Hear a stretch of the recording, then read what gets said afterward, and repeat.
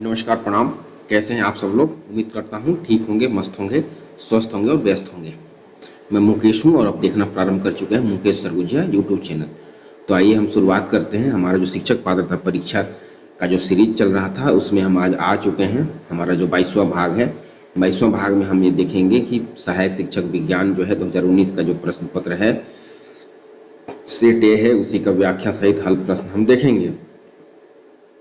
तो भाग एक में जब हम आए तो भाग एक में हम देख रहे हैं कि बाल विकासम शिक्षा शास्त्र। आइए पहला प्रश्न प्रारंभ करते हैं कि शारीरिक विकास का क्षेत्र है, तो इसका जो सही आंसर हो जाएगा ऑप्शन नंबर ए होगा, यानी कि स्नायु मंडल। क्योंकि शारीरिक विकास वह प्रक्रिया है जो मानव शैशवावस्था में शुरू होती है और किशोरावस्था के साथ साथ स्थूल और सूक्ष्म मोटर कौशल पर केंद्रित उत्तर किशोरावस्था में जारी रहती है। यानी कि शारीरिक विकास का जो क्षेत्र होता है वो स्नायु मंडल होता है, मांसपेशियों की वृद्धि होती है और अंतःस्रावी ग्रंथियां होती हैं। प्रश्न 2 देखेंगे हम कि प्रथम मनोविज्ञान प्रयोगशाला की स्थापना किसने की, तो इसका जो सही आंसर हो जाएगा ऑप्शन नंबर सी की ओर ले चलते हैं। सी हमें कहता है वुंट का।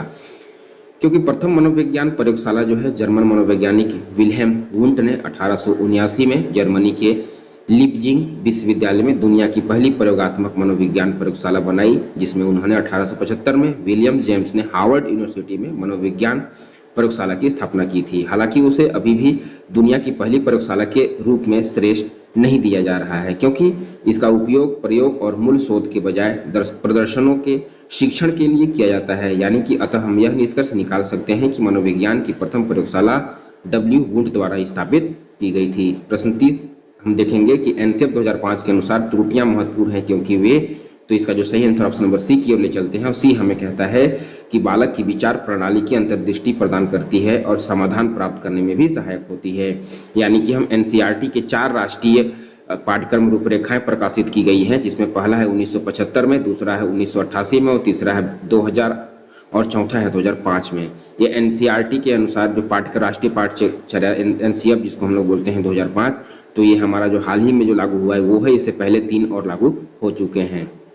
तो वर्तमान शिक्षा प्रणाली जो है एनसीएफ 2005 के अनुसार चलती है और इसी के अनुसार से प्रश्न पूछे जाते हैं। तो एनसीएफ 2005 के अनुसार त्रुटियां महत्वपूर्ण है क्योंकि वे बच्चे के सोच में एक अंतर्दृष्टि प्रदान करते हैं और समाधान की पहचान करने में भी मदद करते हैं।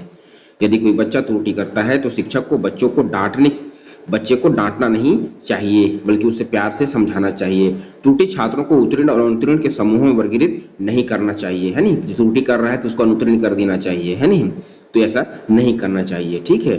प्रश्न 4 देखेंगे हम कि एक कबूतर को हरे प्रकाश पर चोंच मारने के लिए प्रकाशित किया गया है। अब यदि वह सभी रंगों के प्रकाश बिंदु पर चोंच मारता है तो यह घटना क्या है, तो इसका जो सही आंसर हो जाएगा ऑप्शन नंबर ए की ओर ले चलते हैं। और ए हमें बताता है कि उद्दीपन समानीकरण होगा, क्योंकि उद्दीपन समानीकरण यह कहता है कि मूल उद्दीपक से मिलने जुलते अन्य उद्दीपक के प्रति अनुक्रिया की उद्दीपन समानीकरण कहलाता है। अथवा हम यह कह सकते हैं कि जब व्यक्ति अनुकूलित उद्दीपन के प्रति की जाने वाली क्रिया के समान अन्य उद्दीपकों के प्रति अनुक्रिया करता है तो कहा जा सकता है कि उद्दीपन समानीकरण हो रहा है। अतः यह कहा जा सकता है कि जब एक कबूतर को हरे प्रकाश पर चोंच मारने के लिए प्रशिक्षण किया जाता है या किया गया है, अब यदि वह सभी रंगों के प्रकाश बिंदु पर चोंच मारता है तो यह घटना उद्दीपन समानीकरण को दिखाती है। प्रश्न 5 देखेंगे हम कि भावनाओं की अभिव्यक्ति की जाती है। अगर इसका जो सही आंसर की ओर चलें तो हम ऑप्शन नंबर डी की ओर ले चलते हैं। डी हमें कहता है कि उपरोक्त सभी, और उपरोक्त सभी के अंतर्गत हमें 3 चीजें देखने को मिलती हैं। ऑप्शन नंबर ए भी है भाषा द्वारा, ऑप्शन नंबर बी है हाव भाव द्वारा, ऑप्शन नंबर सी है चेहरे की भाव अभिव्यक्ति द्वारा। यानी कि कहने के तात्पर्य है कि तीनों सही है। हम देखेंगे कि भावनाएं हमारे अनुभव के उस पहलू को संदर्भित करती है जो हमारी पसंद और नापसंद का आधार है। इसे शब्दों में यह अपनी पसंद का आधार बनाता है। हम वही चुनते हैं जिसे हमें लगता है कि यह हमें खुशी देगा।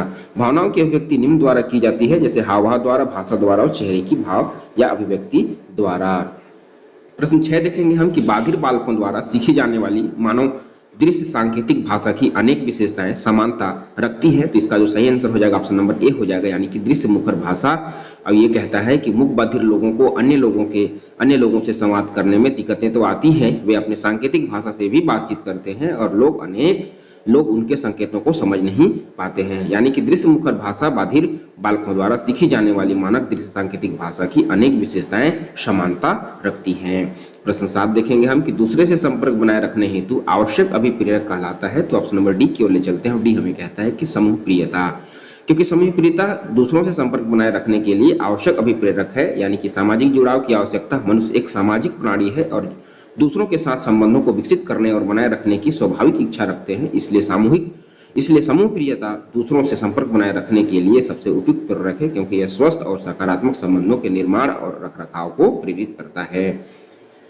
प्रश्न 8 देखेंगे हम कि एक बच्चे की मानसिक आयु 12 वर्ष और उसकी जो वास्तविक आयु है 10 वर्ष है, तो उसकी बुद्धि लब्धि क्या होगी? तो इसका जो सही आंसर हो जाएगा ऑप्शन नंबर 120 होगा, यानी कि ऑप्शन नंबर सी सही है। और ऑप्शन नंबर सी की ओर जब हम बढ़े तो हमें यह पता चला कि बुद्धि लब्धि, जिसे आमतौर पर हम IQ के रूप में जाना जाता है या फिर मानकीकृत परीक्षण के अंक को संदर्भित करता है, जो मानव बुद्धि का आकलन और मापन करता है। कहने का तात्पर्य है कि बुद्धि लब्धि की अवधारणा और सूत्र विलियम स्टर्न द्वारा विकसित की गई थी। यानी कि मानसिक बुद्धि लब्धि को हम कैसे जानेंगे? तो बुद्धि लब्धि को जानने के लिए मानसिक बुद्धि बटे वास्तविक बुद्धि गुणित 100। तो हमारा जो मानसिक बुद्धि है ना, तो अतः एक बच्चे की मानसिक आयु कितना बोल रहा है? तो मानसिक आयु जो बोल रहा है 12 पूछ रहा है, वास्तविक आयु कितना बोल रहा है? 10 पूछ रहा है। तो बुद्धि लब्धि में हम देखेंगे 12 को ऊपर रखेंगे और 10 को नीचे रखेंगे, गुणा 100 से फिर भाग दे देंगे, बराबर 120 होगा। अतः बालक की बुद्धि लब्धि 120 होगी। प्रश्न 9 देखेंगे हम, बुद्धि 7 विभिन्न प्राथमिक मानसिक क्षमताओं का युग्म है, तो उसकी बुद्धि लब्धि क्या होगी? तो इसका जो सही आंसर ऑप्शन नंबर डी की ओर ले चलते हैं और यह होगी थर्नस्टन होगी, क्योंकि E.L. थर्नस्टन ने प्राथमिक मानसिक योग्यता समूह कारक सिद्धांत का प्रतिपादन किया है। उनका मानना था कि कुछ मानसिक संक्रियाओं में एक प्राथमिक कारक होता है जो उन्हें अन्य मानसिक संक्रियाओं से अलग करता है। थर्नस्टन ने निम्नलिखित 7 प्राथमिक कारक दिए हैं, जिसको हम लोग देखेंगे कौन कौन से हैं। पहला है संख्या कारक यानी कि N, शाब्दिक कारक यानी कि V, परिवेश कारक यानी कि S, स्मृति यानी कि M, और शब्द प्रवाह यानी कि W, और तर्क मतलब R, और अवधारणात्मक गति यानी कि P। अतः हम कह सकते हैं कि बुद्धि 7 विभिन्न प्राथमिक मानसिक क्षमताओं का युग्म है। यह कथन स्टर्न के द्वारा किया गया था। प्रश्न 10 देखेंगे हम कि कक्षा में अनुपस्थिति को कम किया जा सकता है, तो किससे किया जा सकता है? तो सही आंसर ऑप्शन नंबर डी की ओर ले चलते हैं, कक्षा को अनवरत एवं प्रभावपूर्ण रूप से पढ़ाया जाए। यानी कि हम ये कहेंगे कि अनुपस्थिति को निम्नानुसार कम किया जा सकता है, जिसमें छात्रों को नियमित कक्षाओं में भाग लेने के लाभों से अवगत कराकर। दूसरा है कि कक्षा में बच्चों के अनुपस्थित के पीछे की समस्या की तुरंत जांच और पूछताछ करके। और तीसरा है कि कक्षा को अनवरत एवं प्रभावपूर्ण रूप से पढ़ाया जाए। और चौथा है कि ऐसी रणनीतियों का प्रयोग करके जिससे शिक्षक स्वयं व्यक्तिगत उदाहरण के माध्यम से अच्छी उपस्थिति को प्रोत्साहित करे। अतः हम कह सकते हैं कि कक्षा की अनुपस्थिति को कक्षा में अनवरत एवं प्रभावपूर्ण रूप से पढ़ाकर भी कम किया जा सकता है। प्रश्न 11 हम देखेंगे कि जिस प्रक्रिया से व्यक्ति मानव के लिए परस्पर निर्भर होकर व्यवहार करना सीखता है वह प्रक्रिया कहलाता है। तो इसका जो सही आंसर हम ऑप्शन नंबर 1 की ओर चलते हैं और ये हमें कहता है कि समाजीकरण।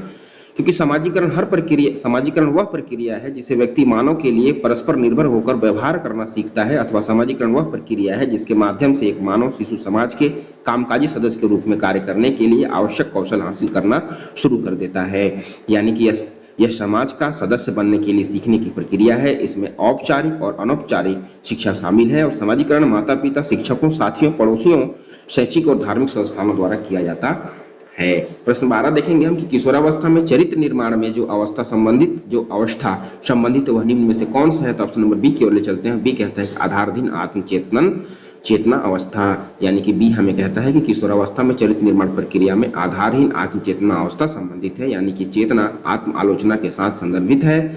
यह व्यक्ति के वह कार्य अस्वीकृत यह व्यक्ति से वह कार्य अस्वीकृत करा देती है जो उसके आदर्शों के प्रतिकूल हो, भले ही उस कार्य से उसके बाह्य लक्ष्यों को पूर्ति ही क्यों न होती हो। उस व्यवहार को आधारहीन चेतना का व्यवहार कहा जाता है। प्रश्न 13 देखेंगे हम कि शैक्षिक समरूपता है क्या? तो इसका जो सही आंसर हम देखेंगे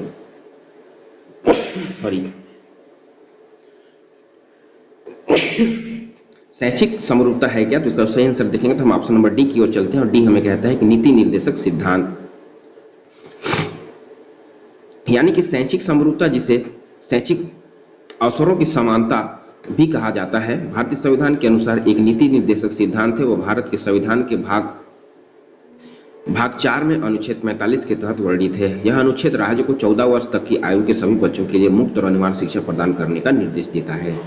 प्रश्न 14 देखेंगे हम कि RTE 2009 के तहत राज्य में बालक अधिकार संरक्षण संस्था है। तो इसका जो सही आंसर होगा ऑप्शन नंबर बी है, यानी कि SCPCR। यानी कि RTE 2009 बच्चों के निःशुल्क और अनिवार्य शिक्षा RTE अधिनियम 2009 के पारित होने से भारत के बच्चे के लिए एक ऐतिहासिक क्षण आया है। यानी कि RTE 1 अप्रैल 2010 से लागू हुआ।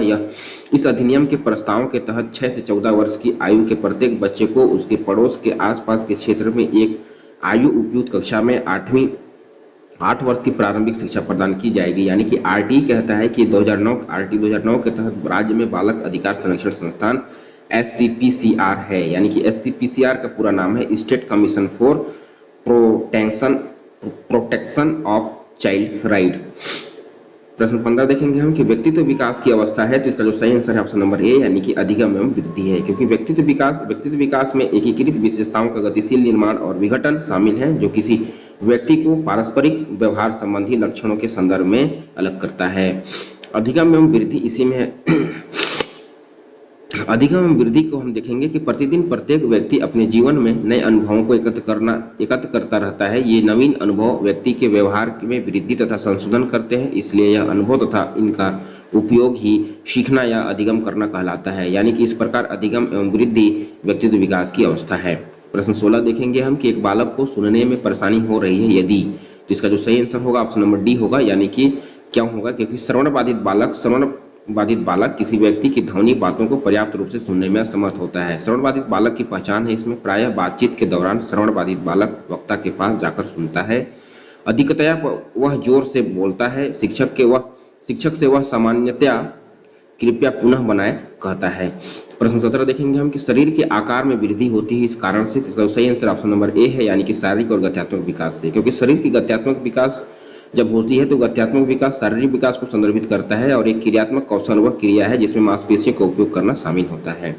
यानी कि हम कहेंगे कि शारीरिक और गत्यात्मक विकास दो प्रकार के होते हैं, पहला स्थूल गत्यात्मक कौशल, दूसरा सूक्ष्म गत्यात्मक कौशल। अतः कह सकते हैं कि शरीर के आकार में वृद्धि शारीरिक और गत्यात्मक विकास से होती है। प्रश्न 18 देखेंगे हम कि परीक्षण जिनमें लिखित शब्दों को शामिल किया गया है कहलाते हैं, तो इसका जो सही आंसर ऑप्शन नंबर बी की ओर ले चलते हैं। बी हमें कहता है लिखित परीक्षण है, क्योंकि लिखित परीक्षण वे परीक्षण होते हैं जिनमें लिखित शब्दों का उपयोग करके प्रश्नों का उत्तर देना होता है। इन परीक्षणों में विभिन्न प्रकार के प्रश्न हो सकते हैं, जैसे कि बहुविकल्प प्रश्न, सत्य प्रश्न, असत्य प्रश्न, लघु उत्तर प्रश्न, दीर्घ उत्तर प्रश्न। लिखित परीक्षण का उपयोग विभिन्न विषयों में छात्रों के ज्ञान और समझ का आकलन करने के लिए भी किया जाता है।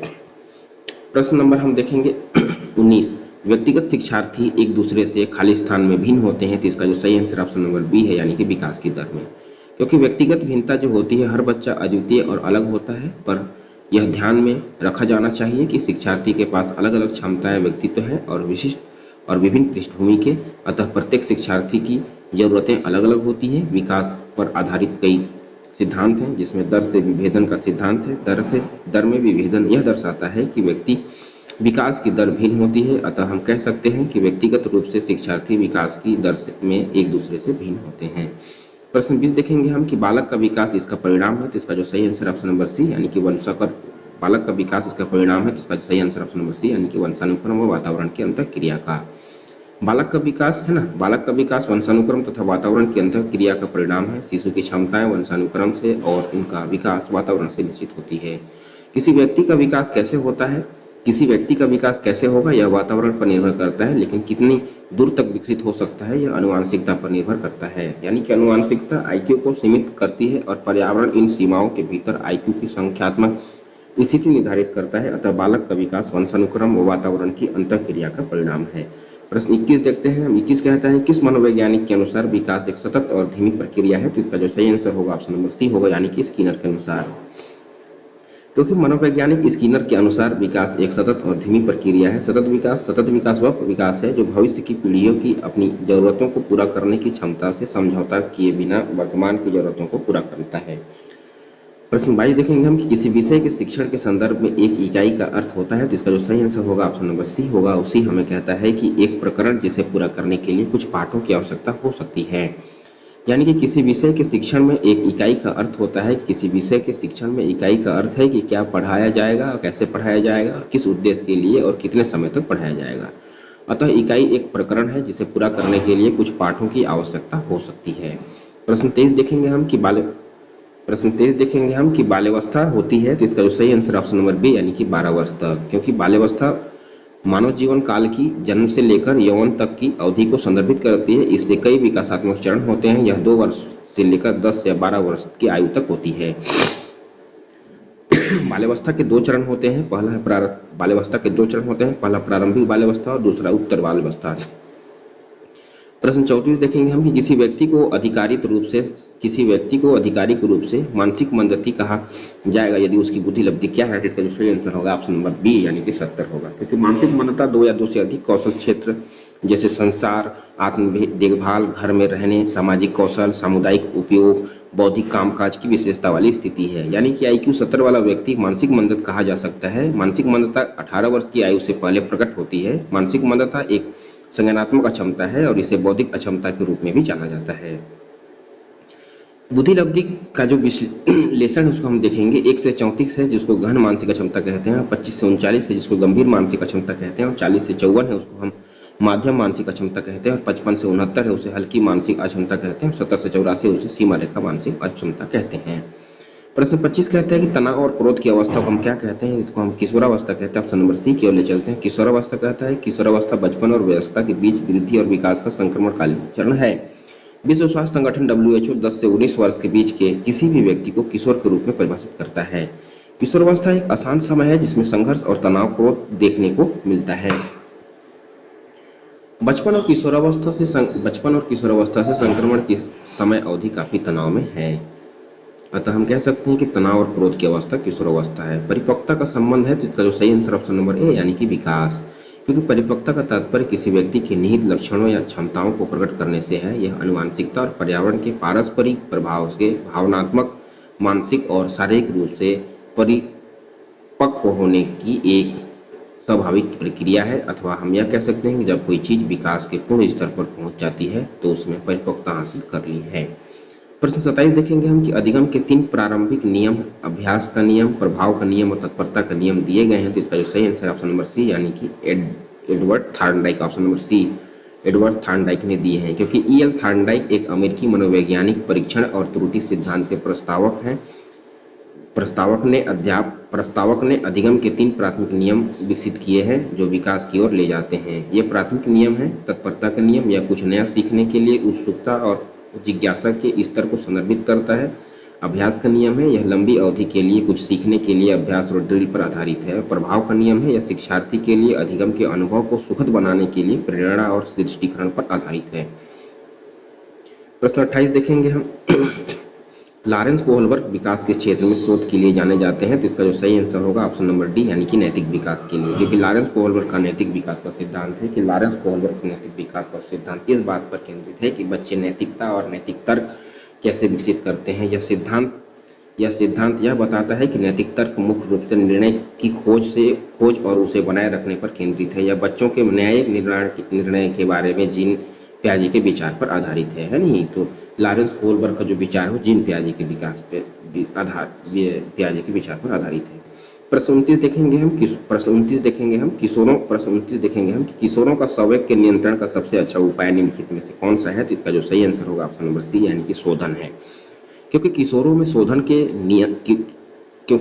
में संवेग के नियंत्रण का सबसे अच्छा उपाय शोधन है। क्योंकि किशोरावस्था में संवेगात्मक जीवन में उथल पुथल सी मच जाती है। किशोर पूर्व विकसित स्थायी भावों तथा नई नई भावनाओं एवं संवेगों पर नियंत्रण पाने में असमर्थ दिखाई पड़ते हैं। संवेगात्मक विकास के लिए संवेग और मूल प्रवृत्तियों का शोधन करने की शिक्षा दी जाए।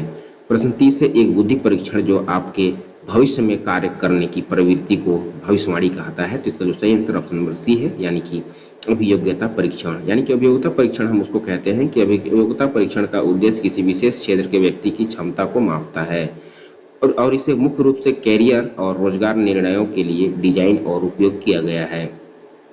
अभियोग्यता परीक्षण किसी घटना, व्यक्ति या वस्तु के बारे में किसी व्यक्ति की भावनाओं का आकलन करता है। यानी कि प्रशिक्षण दिए जाने से पहले अधिक क्षमता परीक्षण दिए जाते हैं। अतः यह एक बुद्धि परीक्षण जो आपके भविष्य में कार्य करने की प्रकृति की भविष्यवाणी करता है वो अभियोग्यता परीक्षण है। भाग 2 में हम देखेंगे सामान्य हिंदी हम आ चुके हैं। हिंदी हमसे पूछता है कि निम्नांकित में से संबंधवाचक सर्वनाम शब्द का निम्नांकित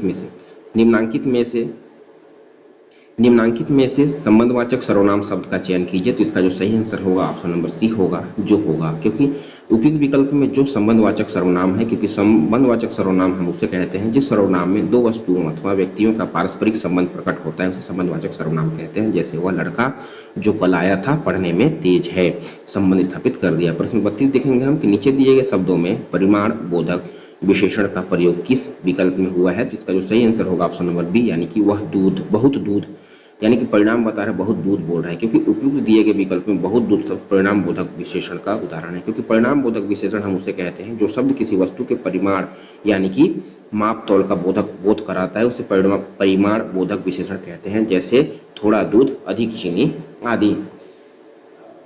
प्रश्न 33 देखेंगे हम कि उच्चारण के कालमान के अनुसार हिंदी में स्वरों के कितने भेद होते हैं? तो हिंदी में स्वरों के 2 भेद होते हैं। उच्चारण के कालमान के अनुसार हिंदी में स्वरों के 2 भेद होते हैं। पहला ह्रस्व स्वर होता है और दूसरा दीर्घ स्वर होता है। ह्रस्व स्वर में हम देखेंगे अ ई उ री होता है और दीर्घ स्वर में हम देखेंगे आ ई उ ए ऐ ओ औ होता है। प्रश्न 34 देखेंगे हम कि घड़ों पानी पड़ना, है ना, घड़ों पानी पड़ना मुहावरे का अर्थ है। तो इसका जो सही आंसर होगा ऑप्शन नंबर बी होगा, यानी लज्जित होना।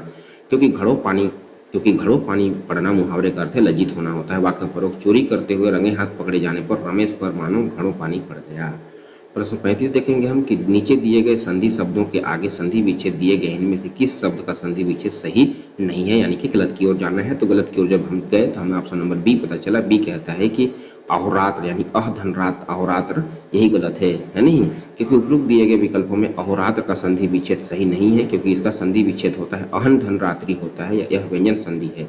निरोग का संधि विच्छेद है निरोग, है ना, विसर्ग संधि है। महच्छत्र यानी कि महत धन छत्र व्यंजन संधि है, और तेजोपुंज यानी कि तेजह प्लस पुंज यानी विसर्ग संधि है। प्रश्न 36 देखेंगे हम कि निम्नलिखित में से सुरभि शब्द का सही पर्यायवाची शब्द चुनिए। तो इसका जो सही आंसर होगा ऑप्शन नंबर डी, यानी कि पृथ्वी होगा। क्योंकि उपयुक्त विकल्पों में पृथ्वी सुरभि शब्द का सही पर्यायवाची शब्द है, यानी पृथ्वी का पर्यायवाची है पृथ्वी। देखते हैं सुरभि, विकेसी, वसुधा, वसुंधरा, अवनी। और पक्षी का जो है वो है शाकुन, खग, निभचर, बिहग, पखेरु, अंडज, द्विज आदि होता है। प्रश्न 37 देखेंगे हम निम्नलिखित सामाजिक शब्दों में अवयवी भाव सामासिक शब्द नहीं है। तो इसका जो सही आंसर है ऑप्शन नंबर सी, यानी कि दशकारी है। क्योंकि निम्नलिखित सामासिक शब्दों में दशकारी अवयवी भाव सामसिक शब्द नहीं है। अवयवी भाव समास वह सामसिक पद जिसका प्रथम पद अव्यय और दूसरा पद संज्ञा होता है तथा समस्त पद में अवयव के अर्थ की प्रधानता रहती है, अवयवी भाव समास कहलाता है। यानी कि बेकटके, निडर, यावज्जीवन, यथाशीघ्र आदि। प्रश्न 38 देखेंगे हम कि व्याकरणिक अनुरूपता को कहते हैं। तो इसका जो सही आंसर है ऑप्शन नंबर बी, यानी कि अन्वय कहते हैं। क्योंकि व्याकरणिक अनुरूपता को अन्वय कहते हैं। अन्वय का तात्पर्य व्याकरणिक अनुरूपता है। विभिन्न भाषाओं में विशेषण, विशेष्यकर्ता, क्रिया, कर्म क्रिया आदि विभिन्न व्याकरणिक कोटियों में लिंग, वचन, पुरुष तथा मूल और विकृति रूप आदि की अनुरूपता होती है। व्याकरणिक अनुरूपता के नियम हर भाषा में अलग होता है। प्रश्न 39 देखेंगे हम कि निम्नलिखित में कौन सा शब्द पुल्लिंग सूचक है। तो इसका जो सही आंसर होगा ऑप्शन नंबर बी होगा, जो होता है जौ। क्योंकि उपयुक्त विकल्पों जो जौ पुल्लिंग सूचक है, जबकि चील, सवारी तथा गिलहरी स्त्रीलिंग सूचक है। प्रश्न 40 देखेंगे हम कि निम्नलिखित में कौन सा अर्थ द्रोण शब्द का नहीं है। तो नहीं गलत की ओर जाना है, तो ऑप्शन नंबर सी होगा, यानी कि दो पर्वतों के बीच की भूमि। उपयुक्त विकल्पों में दो पर्वतों के बीच की भूमि को घाटी कहा जाता है, न कि द्रोण, जबकि यह अन्य विकल्प द्रोण के अर्थ हैं। प्रश्न 41 है कि कम मूल्य की वस्तु की सुरक्षा के लिए बहुमूल्य वस्तु को सुरक्षार्थ लगाने की क्रिया के लिए लोकोक्ति है। तो इसका जो सही आंसर ऑप्शन नंबर सी है, यानी कि अरहर की टड्डी और गुजराती ताला। इसका जो सही आंसर एक्सप्रेशन हम देखेंगे कि कम मूल्य की वस्तु की सुरक्षा के लिए बहुमूल्य वस्तु को सुरक्षार्थ लगाने की क्रिया के लिए उपयुक्त लोकोक्ति अरहर की टट्टी और गुजराती ताला होगा। प्रश्न 42 है कि वाक्य के उस अंग को जिसके बारे में वाक्य के शेषांग में कुछ कहा गया है कहलाता है। तो इसका सही आंसर होगा ऑप्शन नंबर ए, यानी कि उद्देश्य।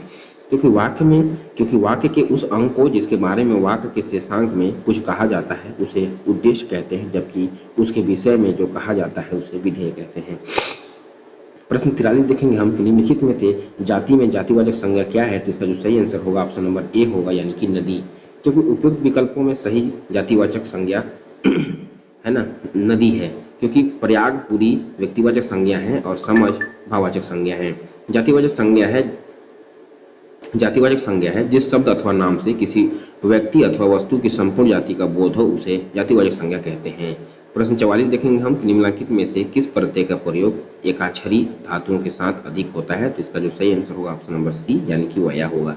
क्योंकि वया प्रत्यय का प्रयोग एकक्षरी धातुओं के साथ अधिक होता है, यानी कि जैसे रवैया, खवैया, गवैया आदि। प्रश्न 45 है कि स्रोत के आधार पर द्विवट शब्द किसके अंतर्गत आता है? तो इसका जो सही आंसर है ऑप्शन नंबर ए, यानी कि तत्सम शब्द आता है द्विवट। क्योंकि स्रोत के आधार पर द्विवट तत्सम शब्द के अंतर्गत आता है। प्रश्न 46 है कि निम्नलिखित में हिंदी उपसर्ग है, तो हिंदी का जो उपसर्ग है ऑप्शन नंबर डी है, यानी कि औ। क्योंकि उपरोक्त विकल्पों में औ हिंदी उपसर्ग है जिसका अर्थ हीन या निषेध होता है। औ उपसर्ग से बने शब्द अवगुण, अवघट, अवसर आदि, जबकि बे, गैर तथा दर उर्दू उपसर्ग है जिसके अर्थ क्रमशः बिना भिन्न विरूप तथा में होता है। इनमें बने शब्दों जैसे बेहरम, बेरहम, गैर हाजिर, दरअसल, दरखास्त आदि। प्रश्न 47 है हाथी के दांत खाने के, दिखाने के और मुहावरे का अर्थ क्या होगा? तो इसका जो सही आंसर होगा ऑप्शन नंबर ए है, यानी कहना कुछ और करना कुछ। तो ऑप्शन नंबर ए है कि हाथी के दांत खाने के और दिखाने के और मुहावरे का अर्थ कहना कुछ और करना कुछ और होता है। मुहावरा है दांत दिखाना यानी बेशर्मी से हंसना, दांत पीसना यानी क्रोध प्रदर्शित करना। इसी के साथ हम अपठित गद्यांश में पहुंच चुके हैं।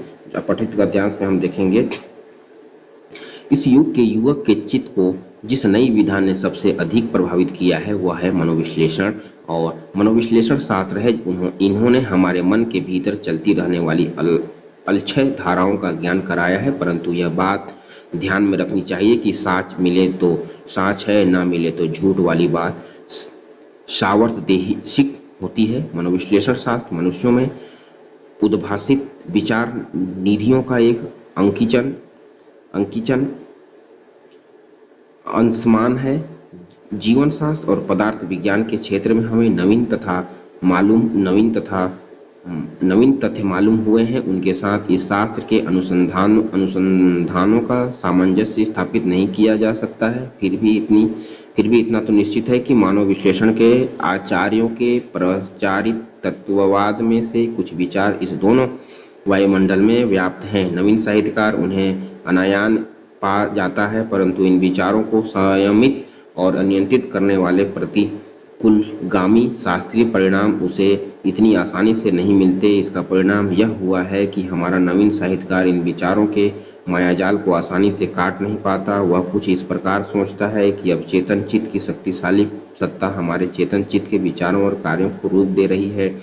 वस्तुतः होता नहीं है। हम जो कुछ सोच समझ रहे हैं वह हमारे अनजाने में हमारे अवचेतन चित्त में वर्तमान है।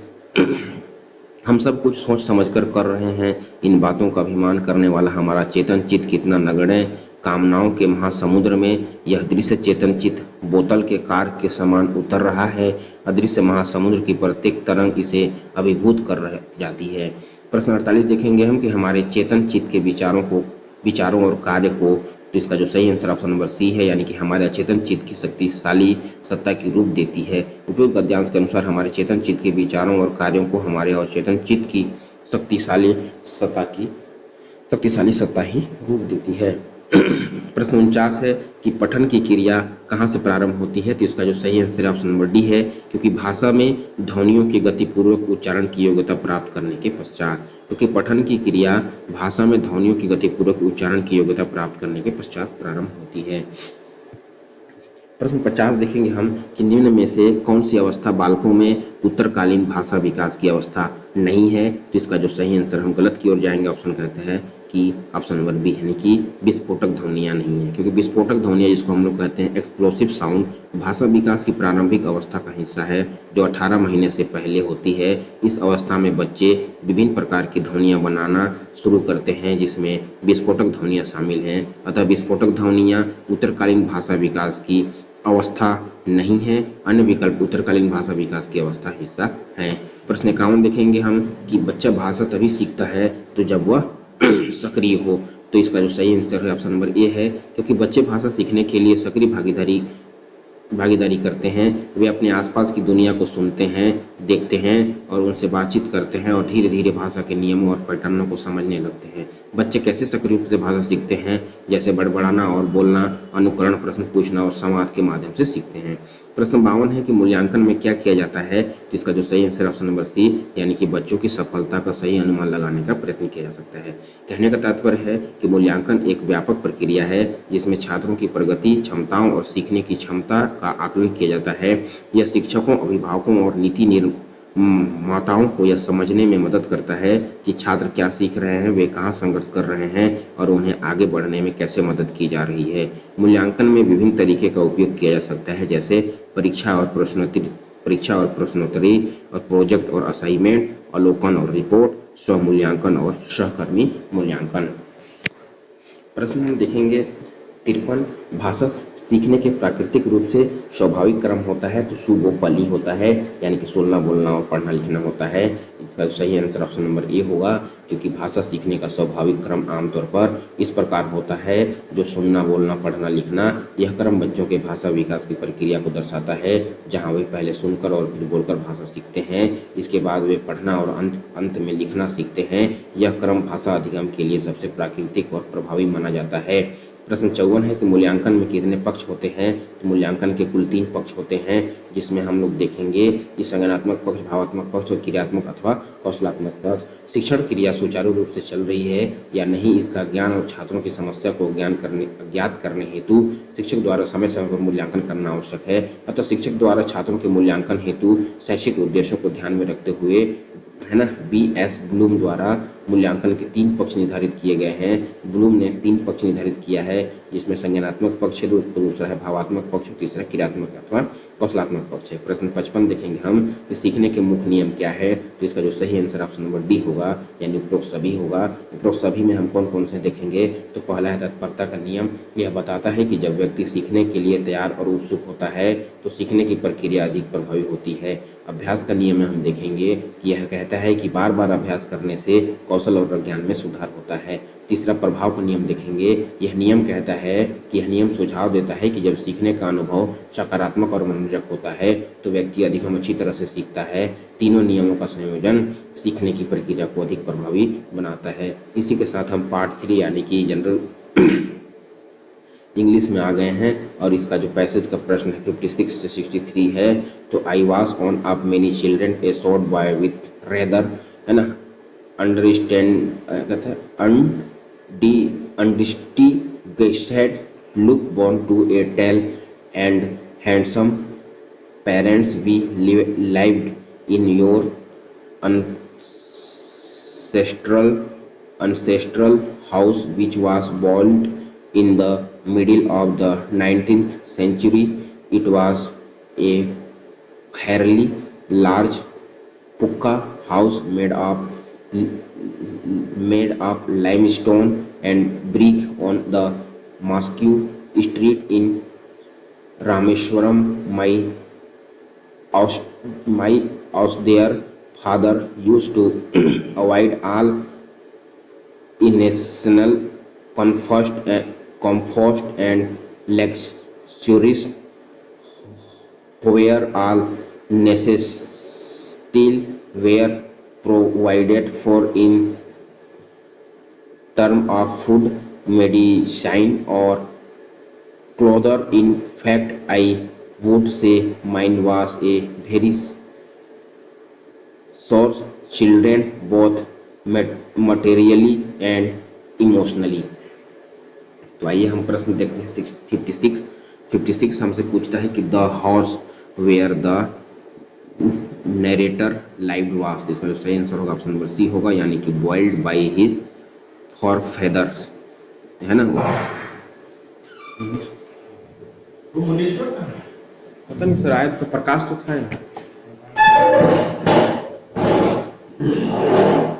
मैं जा रहा हूँ छुट्टी पे जी सर, लगभग 22 तारीख तक जी तो अगर मेरे को जरूरत पड़ेगी तो मैं तुमको फोन करूँगा सेंटर के लिए। जी सर, जैसे तुम अपने आप को थोड़ा सा फ्री रखना है लाइला से।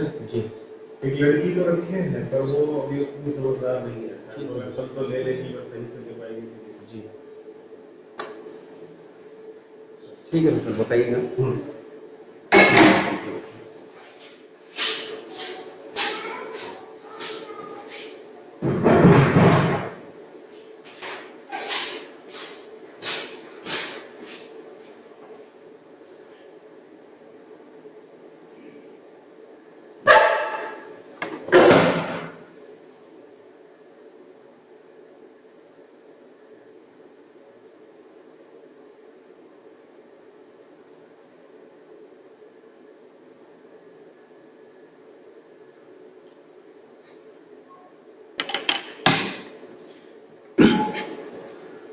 Horse the horse where the narrator live was. इसका जो सही आंसर ऑप्शन नंबर सी होगा, boiled by his fair his for feathers.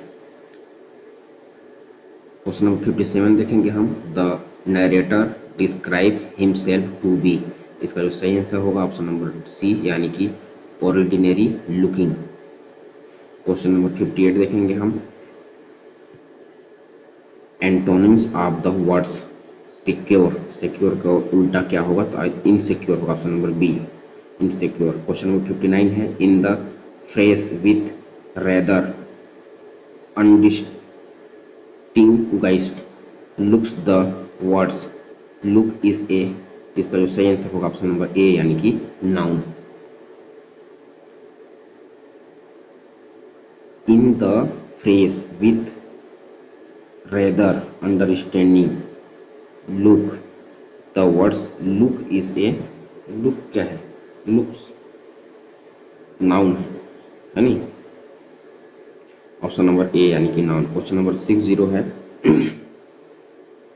60 है, the synonyms are ashtray.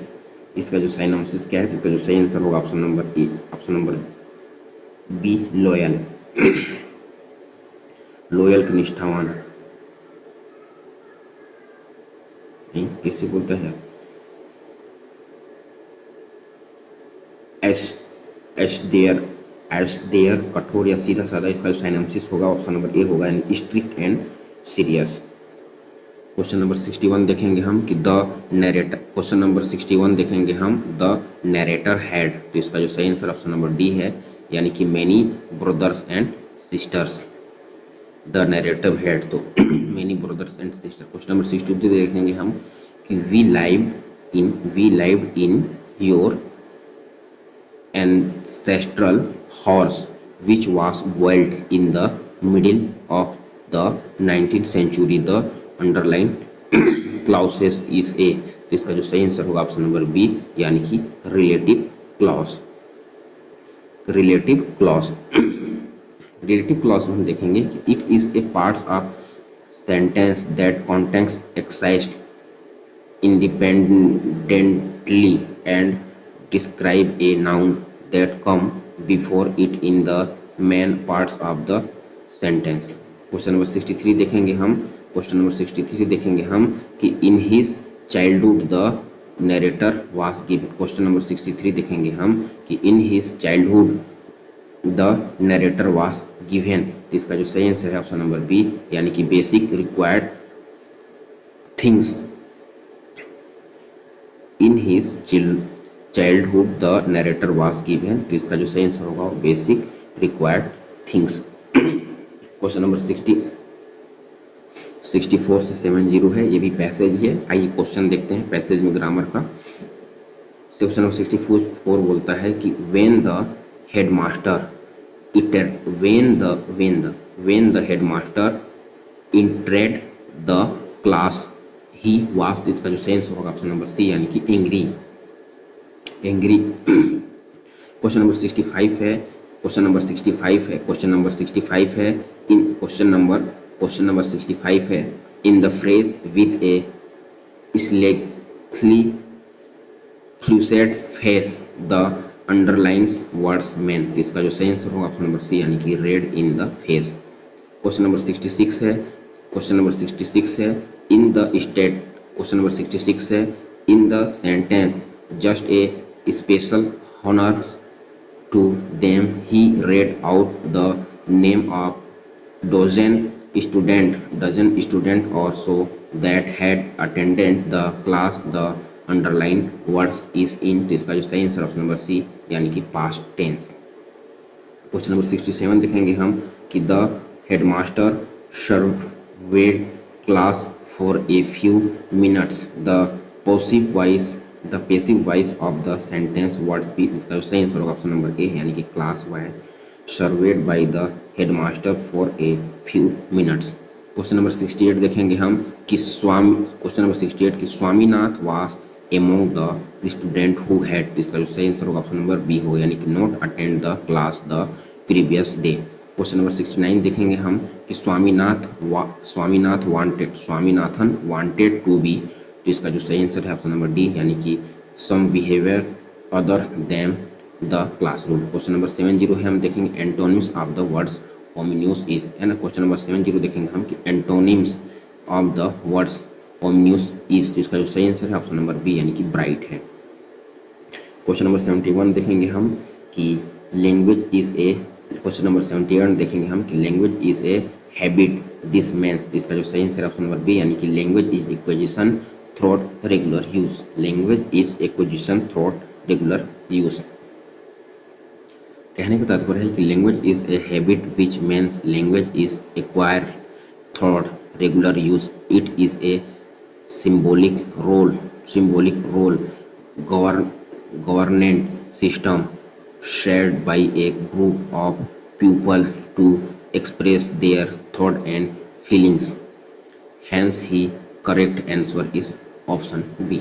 Option B. Question number 72 देखेंगे हम कि remedial teaching means to, teacher grammar नहीं, find was a been least नहीं, एड्रेस गैप इन लिविंग, है ना, address gap in learning, है ना, गैप लेटर्स को यही ऑप्शन नंबर सी होगा। रेमेडियल टीचिंग मीन्स क्या होता है, एड्रेस गैप इन लर्निंग होता है। क्या है कि remedial teaching means to address gap in learning, it involves diagnostic the specific area in which students are struggling and providing targeted instruction to help them catch up with their peers. Hence the correct answer is option C. Question number 73 देखेंगे हम कि the sequence of, question number 76, the sequence for teaching learning skill should भी, इसका सही है option number C, listening speaking. Teaching language skills में हम देखेंगे तो लिस्टेनिंग स्पीकिंग LSRW, ठीक है। क्वेश्चन नंबर 74 देखेंगे हम कि multimedia materials are use, multimedia materials are use, इसका जो सही आंसर है ऑप्शन नंबर बी, यानी कि मल्टीमीडिया, ऑप्शन बी है कहता to aid teaching and learning, है ना। मल्टीमीडिया मटेरियल्स आर यूज, तो इसका जो है to aid teaching and learning, है ना, प्रचार एड करने के लिए बच्चों को मल्टीमीडिया, है ना, क्या है, बच्चों को दिखाने के लिए, सिखाने के लिए multimedia. Nationals are used to aid teaching and learning. It is defined as digital resource of technology of communication constituted by the sum of hardware and software. Text, image, audio, video, and animation are the 5 multimedia elements. Hence, the correct answer is option B. Question number 75 देखेंगे हम, learning of grammar should be, तो grammar should be, तो इसका सही answer हम देखते हैं integrated with listening spelling reading speaking, है ना। प्रोसेस, है ना, ग्रामर क्या है ना, प्रोसेड बाई नहीं, इंटीग्रेटेड है, integrated with learning speaking reading writing है नहीं। Language learning of grammar should be integrated with listening speaking reading and writing, it's helps learners understand the English language better grammarly also enables them to understand how sentence are formed. Question number 76 देखेंगे हम कि we fill in the blanks your mother tongue क्या है, उसका जो सही acquire है, क्योंकि बच्चा सीखता है। देखेंगे क्या बोलता है कि we acquire your mother tongue refers to the first language learned at home is childhood and is still understood by the person at the time the date was collected। अतः विकल्प डी प्रश्न का सही उत्तर होगा। क्वेश्चन नंबर 77 देखेंगे हम a language teacher solve fill in the blanks the learners communication in the target language not allowed errors with नहीं, है ना, टॉलरेट इरर्स वाइल, है ना, टॉलरेट इरर, यही सही बोल रहा है कि टीचर सॉल्व इरर, गलती कर रहा है, सीख रहा है। ए language teacher solve tolerate errors while the learners communicate in the target language. Question number 78 देखेंगे हम कि क्वेश्चन नंबर 78 देखेंगे हम तो क्या बोलता है इवेल्यूएशन। क्वेश्चन नंबर 78 में हम देखेंगे कि इवेल्यूएशन, क्वेश्चन नंबर 78 में हम देखेंगे कि इवेल्यूएशन, क्वेश्चन नंबर 78 में देखेंगे कि evaluating language proficiency including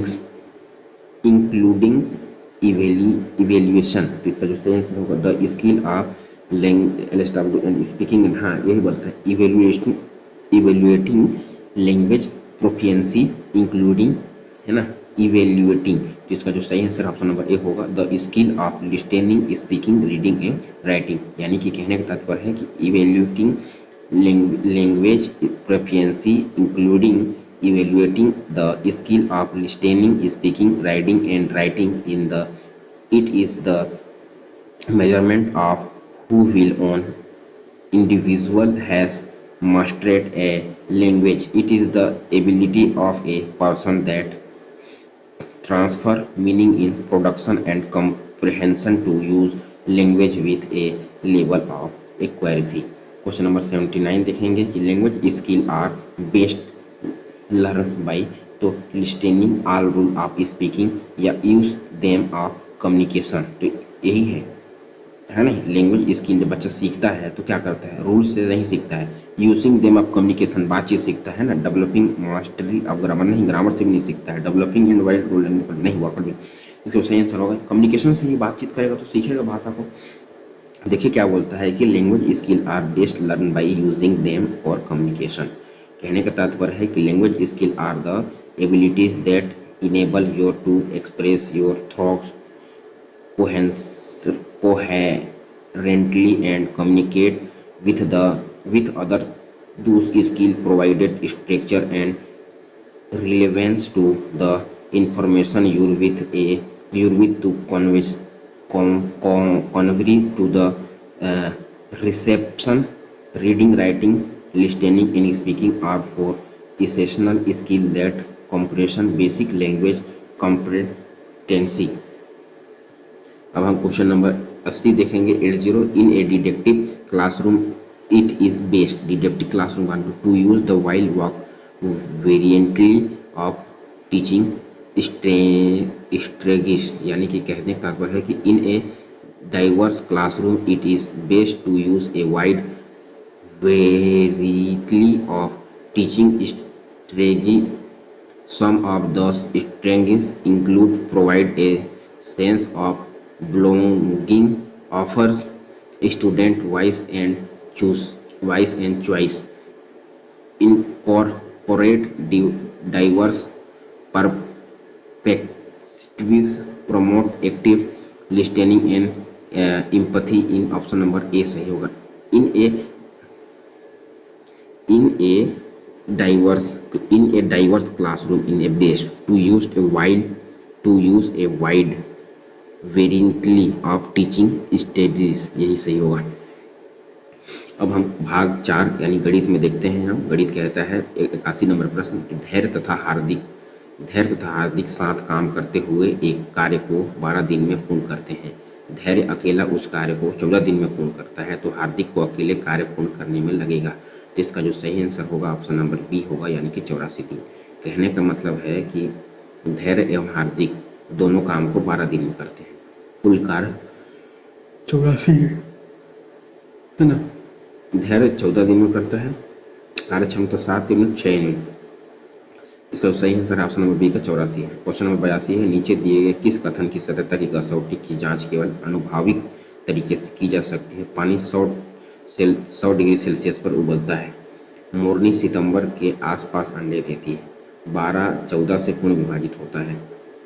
2 विषम संख्याओं का योग हमेशा एक सम संख्या। ये भी तो लिखा में होगा, पानी को उसको हम लोग करना ही पड़ेगा। मोरनी सितंबर के आसपास अंडे देती है, यही है जो अनुभव तरीके से हम बता सकते हैं कि सितंबर। कहने का मतलब है कि अनुसंधान की वह विधा जिसमें अनुभव जन्य साक्ष्यों का प्रयोग करके अथवा प्रत्यक्ष एवं अप्रत्यक्ष अवलोकन या अनुभव के माध्यम से निष्कर्ष कर पहुंच जाता है। अनुभव जन्य अनुसंधान है ना, इंपेरियल रिसर्च कहलाता है। अतः विकल्प बी मोरनी सितंबर के आसपास अंडे देती है अनुभव जन्य अनुसंधान अथवा अनुभाविक तरीके से संबंधित है। प्रश्न 83 देखेंगे हम कि गणितीय संक्रियाओं को सरल, तेज और मशीनरी बनाता है। प्रश्न 83 देखेंगे हम कि गणितीय संक्रियाओं को सरल, तेज और मशीनी बनाता है। इसका जो सही आंसर ऑप्शन नंबर सी, यानी कि प्रतीक और एल्गोरिदम। क्योंकि गणितीय संक्रियाओं को सरल, तेज और मशीनी बनाने के लिए प्रतीक और एल्गोरिथम का प्रयोग किया जा सकता है। प्रश्न 84 देखेंगे हम कि अगर हम एक तरह की दाल पकाना चाहते हैं, अगर हम एक तरह की दाल पकाना चाहते हैं तो इसी तरीके से प्रेशर कुकर का इस्तेमाल करके हम अन्य दालों को भी पका सकते हैं। यह प्रक्रिया कहलाता है, तो यह इसका सही आंसर ऑप्शन नंबर सी यानी कि व्यापकीकरण कहलाता है। क्योंकि अगर हम एक तरह की दाल पकाना चाहते हैं तो इसी तरीके से प्रेशर कुकर का इस्तेमाल करके हम अन्य दालों को भी पका सकते हैं। यह प्रक्रिया व्यापकीकरण कहलाता है। प्रश्न 85 देखेंगे हम कि राहुल ने 80 की दर से 10 पुस्तकें, 3 की दर से 16 पेंसिल तथा 5 की दर से 15 पेंसिल खरीदा तो सभी वस्तुओं के लिए औसत कीमत कितना होगी? तो इसका जो सही आंसर है ऑप्शन नंबर बी होगा, यानी कि 22 रुपये 51 पैसा होगा। यानी कि 80 × 10 + 3,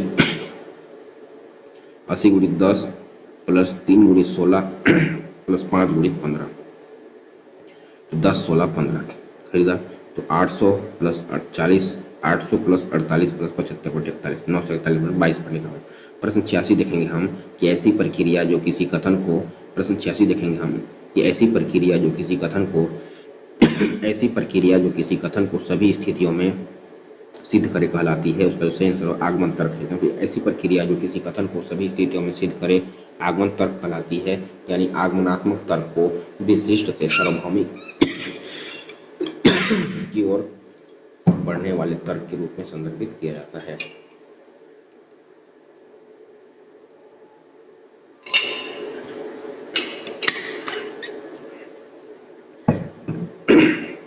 प्रश्न 87 देखेंगे हम कि वह संख्या जिसमें 3:5 वाले दो पदों के प्रत्येक में जोड़ने पर अनुपात 5:7 होगा, इसका होगी, तो इसका सही आंसर होगा ऑप्शन नंबर डी, यानी इनमें से कोई नहीं होगा। प्रश्न नंबर 88 देखेंगे हम प्रश्न नंबर 88 देखेंगे हम कि गणितीय प्रश्नों को हल करने से किसी व्यक्ति में निम्नलिखित में से कौन सी मानसिक क्षमताएं विकसित होती है? तो इसका जो सही आंसर है ऑप्शन नंबर डी, यानी कि उपरोक्त सभी होती है। उपरोक्त सभी में कौन कौन सी होती है देखते हैं कि गणितीय प्रश्न को हल करने के लिए पोलिया की 4 चरण है ना, गणितीय प्रश्नों को हल करने के लिए पोलिया की 4 चरणीय प्रक्रिया के मुख्य घटक निम्नलिखित हैं, जिसमें पहला है समस्या को समझना, दूसरा है एक योजना तैयार करना, तीसरा है योजना को क्रियान्वित करना, चौथा है पीछे मुड़कर देखना, उपयुक्त के लिए पैटर्न एवं संबंधों को तराशने की क्षमता, स्पष्ट तरीके से व्यक्त करने की क्षमता, तार्किक एवं क्रमबद्ध तरीके से सोचने की क्षमता आदि सभी आवश्यक हैं। अतः विकल्प डी उपरोक्त सभी सही हैं।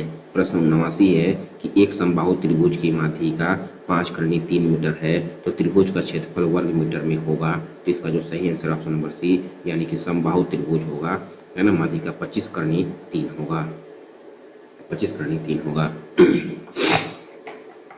प्रश्न 90 देखेंगे हम संख्याओं का यह युग्म जो सापेक्षित अभाज्य है होगा, इसका जो सही आंसर होगा ऑप्शन नंबर बी, यानी कि 2572 होगा। प्रश्न 91 है कि निम्नलिखित कथनों में से किसका मतलब रटना है? तो रटने का मतलब ऑप्शन नंबर सी की ओर ले चलते हैं, और सी हमें कहता है कि बच्चे द्वारा किसी जानकारी को अलग अलग तरीके से दोहराना। बच्चे द्वारा किसी जानकारी को अलग अलग तरीके से दोहराने का मतलब रटना होता है। प्रश्न 92 देखेंगे हम कि यदि x बराबर 1.323232 है तो x का भिन्नात्मक रूप है, तो इसका जो सही आंसर होगा ऑप्शन नंबर ए, यानी कि 131/99 होगा। प्रश्न 93 देखेंगे हम कि त्रिज्या 8 सेंटीमीटर वाले वृत्त पर बना अंतः वर्ग का क्षेत्रफल ज्ञात कीजिए, तो इसका जो सही आंसर होगा ऑप्शन नंबर डी होगा, यानी कि इनमें से कोई नहीं। प्रश्न 88 देखेंगे हम 88 हमसे पूछता है कि गणितीय प्रश्नों को हल करने से किसी व्यक्ति में निम्नलिखित में से कौन सी मानसिक क्षमताएं विकसित होती है, तो इसका जो सही आंसर ऑप्शन नंबर डी, यानी कि उपरोक्त सभी होती है। जिसमें हम लोग देखेंगे कि गणितीय प्रश्नों को हल करने के लिए पोलिया की 4 चरणीय प्रक्रिया के मुख्य घटक निम्नलिखित हैं, जिसमें समस्या को समझना है, एक योजना तैयार करना है, योजना को क्रियान्वित करना है, पीछे मुड़कर देखना है। यानी कि उपयुक्त के लिए पैटर्न एवं संबंधों को तलाशने की क्षमता, स्पष्ट तरीके से व्यक्त करने की क्षमता, तार्किक और क्रमबद्ध तरीके से सोचने की क्षमता आदि सभी आवश्यक है, तब विकल्प डी उपरोक्त सभी सही हैं। प्रश्न 89 है एक समबाहु त्रिभुज की माध्यिका 5 × 3 मीटर है तो त्रिभुज का क्षेत्रफल वर्ग मीटर में होगा, तो इसका जो सही आंसर है 25 × 3। प्रश्न 90 देखेंगे हम, ये वही कैसे आ गया, 93 तक देख चुके थे हम, 93 के बाद 94 आएंगे हम। क्वेश्चन नंबर 94 हम देखेंगे। राम ने राहुल को 30% लाभ का मोटरसाइकिल बेचा। राहुल ने 20% हानि पर उसी मोटरसाइकिल को आशीष को बेचा। यदि राम ने मोटरसाइकिल के लिए 5,000 दिए तो आशीष के लिए मोटरसाइकिल का मूल्य होगा। तो इसका जो सही आंसर है ऑप्शन नंबर ए होगा, यानी कि 5200 रुपये होगा। प्रश्न 95 है कि शुरुआती स्कूली गणित सीखा जाता है। शुरुआती स्कूली गणित सीखा जाता है, तो इसका जो सही आंसर ऑप्शन नंबर ए है, ठोस निरूपण द्वारा, क्योंकि ठोस निरूपण द्वारा शुरुआती स्कूली गणित सीखा जाता है। प्रश्न 96 है, त्रिकर्णी 2197 × 216 प्लस त्रिकर्णी 64 बराबर है। तो इसका जो सही आंसर ऑप्शन नंबर सी यानी कि 42 है। प्रश्न 97 है, वह न्यूनतम पूर्ण वर्ग की संख्या जो संख्याओं 4, 5, 6 तथा 8 से विभाजित होती है होगी। इसका जो सही आंसर ऑप्शन नंबर ए यानी कि 14400 होगी। प्रश्न नंबर 98 देखेंगे हम कि नीचे दिए गए सीखने के कौन से मॉडल बच्चे की परस्पर अंतःक्रिया से संबंधित है। तो इसका जो सही आंसर ऑप्शन नंबर सी यानी कि रचनावादी मॉडल है, क्योंकि सीखने का रचनावादी मॉडल बच्चों की परस्पर अंतःक्रिया से संबंधित है। प्रश्न 99 है, एक व्यक्ति एक समान गति 30 किलोमीटर प्रति घंटा के बॉम्बे से गोवा जाता है तथा एक समान गति 50 किलोमीटर प्रति घंटा से बॉम्बे वापस आता है। इस पूरी यात्रा में उसकी औसत चाल क्या है। तो उसका सही आंसर ऑप्शन नंबर डी होगा, यानी कि 37.5 होगा। प्रश्न नंबर 100 देखेंगे हम कि गणित पढ़ाने के संदर्भ में बैंकिंग मॉडल के तहत सही है। तो इसका जो सही आंसर ऑप्शन नंबर ए है, क्योंकि कक्षा में कराए गए सवालों को या उन जैसे सवालों को बार बार हल कराएं। बैंकिंग मॉडल वही कहता है कि कक्षा में कराए गए सवालों को या उन जैसे सवालों को बार बार हल कराएं। बैंकिंग मॉडल की खोज ब्राजीली दार्शनिक पाउलो फ्रेयल द्वारा किया गया था, जिसे उन्होंने अपनी पुस्तक पेडागोजी ऑफ द ओप्रेस्ड में वर्णित किया। बैंकिंग मॉडल के तहत शिक्षा को संग्रह करने की गतिविधि के रूप में माना जाता है एवं इसमें अभ्यास की अवधारणा पर बल दिया जाता है एवं कक्षा में कराए गए सवालों को भी उन जैसे सवालों को बार बार हल कराया जाता है। प्रश्न 101 है, कब कहेंगे कि बच्चे कुछ अवधारणात्मक ज्ञान ग्रहण कर लिया है। इसका जो सही आंसर ऑप्शन बी की ओर ले चलेंगे, सीखे हुए प्रक्रियात्मक ज्ञान को विभिन्न परिस्थितियों में लागू करने पर। कहने का मतलब है कि जब बच्चे पूर्व सीखे गए प्रक्रियात्मक ज्ञान को विभिन्न परिस्थितियों में लागू करके सीखने की कोशिश करते हैं, तब यह कहा जा सकता है कि बच्चे कुछ अवधारणा ज्ञान ग्रहण कर लिया है। प्रश्न 102 देखेंगे हम कि बच्चे के दिमाग में विचार बनाने की या अवधारणा के बीच नए संबंध बनाने की क्षमता होती है। इस क्षमता को सीखने के मॉडल में स्थान नहीं दिया गया है। तो इसका जो सही आंसर ऑप्शन नंबर ए यानी कि बैंकिंग और प्रोग्रामिंग मॉडल में, क्योंकि बच्चे के दिमाग में विचार बनाने की या अवधारणाओं के बीच नए संबंध बनाने की क्षमता होती है, जबकि बैंकिंग पर आधारित है, जबकि बैंकिंग एवं प्रोग्रामिंग मॉडल इस धारणा से संबंधित नहीं है। प्रश्न 103 है कि गणित में प्रतीकों के विस्तृत प्रयोग से प्रश्न 103 है, गणित में प्रतीकों के विस्तृत प्रयोग के क्या कारण है। तो इसका जो सही आंसर ऑप्शन नंबर डी यानी कि उपरोक्त सभी है, क्योंकि गणित को संक्षिप्त करना, गणित को स्पष्ट करना, गणित को एक शक्तिशाली संचार माध्यम बनाना, उपयोग सभी सही है, क्योंकि प्रतीक चिन्ह किसी भी कथन अथवा सक्रिया के आसान एवं संक्षिप्त निरूपक होते हैं। गणित में प्रतीक चिन्ह विशेष एवं विस्तृत रूप से प्रयोग किए जाते हैं, जो विषय को संक्षिप्त, स्पष्ट एवं एक शक्तिशाली संचार माध्यम के रूप में प्रस्तुत करने में सक्षम होते हैं। प्रश्न 104 है, आकलन के उद्देश्य क्या है। तो आकलन का सही उद्देश्य ऑप्शन नंबर डी यानी सही तीनों सही है, क्योंकि सीखने की प्रक्रिया को मार्गदर्शन देना, सीखने की प्रक्रिया को केंद्रित करना और सीखने की प्रक्रिया को आगे बढ़ाना होता है। कहने का तात्पर्य है कि वह विद्या जिसमें किसी घटना के परिणामों, प्रक्रिया और कार्यक्रम या पाठ्यक्रम के पूर्व, उसके दौरान या उसके बाद में अधिगम के प्रति उनके दृष्टिकोण को निर्धारित करने के लिए किया जाता है, आकलन विधि कहलाता है। उद्देश्य है इसका कि आकलन विधि के कुछ महत्वपूर्ण उद्देश्य निम्नलिखित हैं, जिसमें पहला अध्ययन में रुचि के लिए प्रेरित करना, दूसरा सीखने की प्रक्रिया को मार्गदर्शन देना, तीसरा शिक्षण अधिगम की प्रक्रिया को बढ़ाना, चौथा सीखने की प्रक्रिया को केंद्रित करना, पांचवा प्रत्येक छात्र को अध्ययन में उनकी प्रगति के बारे में प्रतिपुष्टि देना और छठवां है सीखने की प्रक्रिया को आगे बढ़ाना। प्रश्न 105 है, यदि x का 13% 117 है तो x का मान होगा। तो इसका जो सही आंसर ऑप्शन नंबर सी यानी कि 900 होगा। प्रश्न 106 है, एक त्रिभुज का परिमाप 36 मीटर है तथा उसकी भुजाएं 2:3:4 के अनुपात में है, तो त्रिभुज का क्षेत्रफल होगा। तो इसका जो सही आंसर ऑप्शन नंबर बी होगा, यानी कि 12×15 मीटर स्क्वायर होगा। प्रश्न 107 है, एक ट्रेन 80 किलोमीटर प्रति घंटा की चाल से चल रही है एवं एक निश्चित दूरी तय करने में 5 घंटे लगाती है, उसी दूरी को 8 घंटे में तय करने के लिए ट्रेन की चाल होगी। तो इसका जो सही आंसर ऑप्शन नंबर ए यानी कि 50 किलोमीटर प्रति घंटा होगी, यानी कि दूरी बराबर चाल गुणित समय, तो 80 × 5 बराबर 400 हो गया। और उसी दूरी को 8 घंटे में पूरा करने पर दूरी बटे समय तो 400 बटे 8, 400 बटे 8 मतलब 50 मीटर होगा, 50 किलोमीटर होगा। प्रश्न 108 देखेंगे हम कि व्यंजक 3 गुणित 2 प्लस 4 भागित 2 माइनस 1 का मान है। तो इसका जो सही आंसर है ऑप्शन नंबर बी यानी कि ऑप्शन नंबर डी यानी कि 7 है। क्योंकि प्रश्न 109 है कि नीचे दी गई किस अवधारणा का अमूर्तीकरण ठोस उदाहरणों से कर सकते हैं। इसका जो सही आंसर ऑप्शन नंबर डी, जिसको हम गोलाई कहते हैं। वह वस्तु जो मूर्त अर्थात प्रकट रूप में न हो अथवा जिसका कोई ठोस रूप सामने न हो, अमूर्त कहलाती है। जैसे आवाज, ध्वनि, मिठास, गोलाई, लंबाई आदि अमूर्त वस्तुओं का अशास्त्र चिंतन द्वारा बुद्धि एवं कल्पना शक्ति के माध्यम से किया जाता है एवं संबंधित चिंतन अमूर्त व्यवस्थाओं का अमूर्त वस्तुओं का अशास्त्र चिंतन द्वारा बुद्धि एवं कल्पना शक्ति के माध्यम से किया जाता है एवं संबंधित चिंतन अमूर्त चिंतन कहलाता है। अतः दिए गए विकल्प बी गोलाई अमूर्त है। इससे उल्टा सीधा डी गोलाई अमूर्त चिंतन है। प्रश्न 110 है यदि दो राशि 8 वर्ष में किसी दर के साधारण ब्याज लगाने पर दोगुनी हो जाती है तो ब्याज की वार्षिक दर होगी। तो इसका जो सही आंसर ऑप्शन नंबर डी यानी कि 12 से 1/2 होगी। इसी के साथ हम अब पहुंच चुके हैं भाग 5 यानी कि पर्यावरण अध्ययन में। तो पर्यावरण अध्ययन का 111वां प्रश्न पूछता है ज्ञान निर्माण में निम्न में से किसकी आवश्यकता होती है। तो इसका जो सही आंसर ऑप्शन नंबर डी यानी कि उपरोक्त सभी की होती है। क्योंकि ज्ञान निर्माण एक जटिल प्रक्रिया है जिसमें विभिन्न कारकों का समावेश होता है। इसमें से कुछ महत्वपूर्ण कारक निम्न हैं, जिसमें पहला है अनुभव। अनुभव कहता है कि व्यक्तिगत अनुभव ज्ञान निर्माण की आधारशिला है। हम जो देखते हैं, सुनते हैं, छूते हैं, स्वाद लेते हैं और सूंघते हैं, वह सब हमारे ज्ञान कोश में जमा होता जाता है। दूसरा है अवधारणा विकास। अनुभवों को अर्थ देने के लिए हमें अवधारणाओं का विकास करना होता है। यह मानसिक ढांचा व्यवस्थित करने और समझने में मदद करते हैं। तीसरा है अन्वेषण तथा सत्यापन। ज्ञान को मजबूत बनाने के लिए केवल अनुभव और अवधारणा ही पर्याप्त नहीं है, इसमें विभिन्न जानकारी इकट्ठा करना, प्रयोग करना और दूसरों के साथ विचारों का आदान प्रदान करना शामिल है।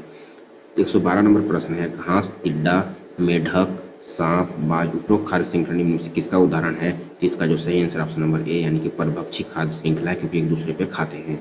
क्योंकि उपरोक्त दी गई खाद्य श्रृंखला परजीवी खाद्य श्रृंखला का उदाहरण है। परभक्षी खाद्य श्रृंखला उत्पादकों से लेकर शाकाहारी जीवों, मांसाहारी जीवों तक फैली है। यह श्रृंखला उत्पादकों से शुरू होती है और परजीवियों के साथ समाप्त होती है। घास इस श्रृंखला में उत्पादक हैं, जो कि सौर ऊर्जा से अपना भोजन तैयार करती है, जिसे खाकर आगे के जीव ऊर्जा प्राप्त करते हैं। प्रश्न 113 है निम्नलिखित में से कौन सी गतिविधि की विशेषता नहीं है। इसका जो सही आंसर ऑप्शन नंबर सी यानी कि चुनौती तत्व नहीं है, यानी कि चुनौती तत्व नहीं है। गतिविधि की विशेषता चुनौती तत्व नहीं होता है, इसमें कुछ चुनौती तत्व होना चाहिए ताकि बच्चों को सीखने और पढ़ने का अवसर मिले। यदि गतिविधि बहुत कठिन है तो बच्चा निराश हो सकता है। यदि गतिविधि में सभी विशेषताएं नहीं होती हैं, कुछ में मानसिक प्रयास अधिक हो सकता है जबकि अन्य में शारीरिक गतिविधियां अधिक हो सकती हैं, यानी 113 का ऑप्शन नंबर सी सही है। प्रश्न 114 में हम देखेंगे, प्रश्न 114 हमसे पूछता है कि प्राकृतिक पर्यावरण निम्न में से किस घटकों से मिलकर बनता है। तो इसका जो सही आंसर है ऑप्शन नंबर सी यानी कि ए और बी दोनों से मिलकर बनता है, यानी अजैविक घटक और जैविक घटक से। क्योंकि प्राकृतिक पर्यावरण जैविक तथा अजैविक घटकों से मिलकर बना है। जैविक घटक के रूप में सभी जीवित जीव शामिल हैं, जैसे पशु, पौधे, मनुष्य, सूक्ष्म जीव आदि, जबकि अजैविक घटक के रूप में हवा, पानी, मिट्टी, सूर्य का प्रकाश और जलवायु आदि शामिल होते हैं। हमारा पर्यावरण परस्पर इन्हीं जैविक तथा अजैविक घटकों की परस्पर क्रिया के स्वरूप बनता है। प्रश्न 115 है कि निम्न में से कौन सा पोषक तत्वों की कमी से होता है। तो पोषक तत्वों की कमी से कोई होता है तो ऑप्शन नंबर डी की ओर ले चलते हैं, और डी कहता है एनीमिया। क्योंकि एनीमिया रोग शरीर में आयरन की कमी से होता है, जबकि पोलियो, डेंगू वायरस जनित रोग होते हैं तथा मलेरिया रोग प्लाज्मोडियम नामक परजीवी जिसका वाहक मादा एनाफ्लिज मच्छर से होता है। प्रश्न 116 देखते हैं नक्शे में निरूपण का प्रकार निम्न में से कौन सा होता है। इसका जो सही आंसर ऑप्शन नंबर बी यानी कि द्विविमीय होता है। क्योंकि नक्शे में निरूपण द्विविमीय होता है, इसका मतलब वे धरती की सतह को केवल 2 आयामों में दर्शाते हैं। लंबाई और चौड़ाई, ऊंचाई या गहराई को दर्शाने के लिए नक्शे में विशेष तकनीकी का उपयोग किया जाता है, जैसे कि छायांकन या सर्वोच्च रेखाएं। अतः नक्शे में निरूपण द्विविमीय होती है। प्रश्न 117 है, निम्न में से कौन सा अंतर नक्शे को चित्र से अलग करता है? इसका जो सही आंसर ऑप्शन नंबर डी यानी कि उपरोक्त सभी को करता है, क्योंकि दृष्टिकोण है नक्शा आमतौर पर ऊपर से नीचे का दृष्टिकोण दिखाता है, जबकि चित्र किसी भी कोण से हो सकता है। पैमाना है वास्तविक दुनिया और नक्शे पर प्रतिनिधित्व किए गए स्थानों के बीच के अनुपात को दर्शाता है। चित्र में कोई पैमाना नहीं होता है। तीसरा है निरूपण का प्रकार। नक्शा आमतौर पर प्रतीकों और रेखाओं का उपयोग करके स्थानों का प्रतिनिधित्व करता है, जबकि चित्र रंगों, बनावटों और प्रकाश व्यवस्था का उपयोग करके विवरण दिखा सकता है। प्रश्न 118 देखेंगे हम कि पर्यावरण अध्ययन सीखने की प्रक्रिया में उपकरणों का सही उपयोग निम्न में से किस दृष्टिकोण से संबंधित है? जिसका जो सही आंसर है ऑप्शन नंबर सी यानी कि कौशल आधारित दृष्टिकोण से है, क्योंकि पर्यावरण अध्ययन सीखने की प्रक्रिया में उपकरणों का सही उपयोग कौशल आधारित दृष्टिकोण से संबंधित है, जिस दृष्टिकोण में कौशल अभ्यास और अनुप्रयोग के माध्यम से हासिल किए जाते हैं। प्रश्न 119 देखेंगे हम कि फ्लोरोसिस रोग का कारण क्या है? जिसका जो सही आंसर है ऑप्शन नंबर सी यानी कि फ्लोराइड की अधिकता, यानी कि लंबे समय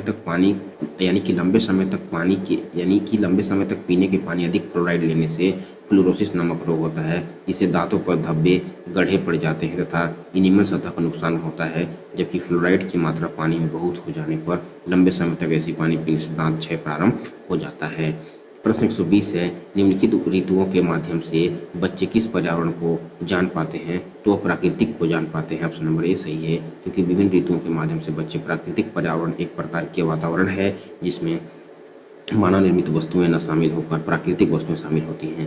प्रश्न 121 है, निम्न में से कौन सा पारिस्थितिक तंत्र का मानव निर्माण है? इसका जो सही आंसर ऑप्शन नंबर बी यानी कृषि भूमि है, क्योंकि कृषि भूमि जैसे धान का खेत यदि मानव निर्मित पारिस्थितिक तंत्र है, इन्हें कृत्रिम पारिस्थितिक तंत्र भी कहते हैं, जबकि तालाब, घास के मैदान व वन, महासागर आदि प्राकृतिक पारिस्थितिक तंत्र के उदाहरण है।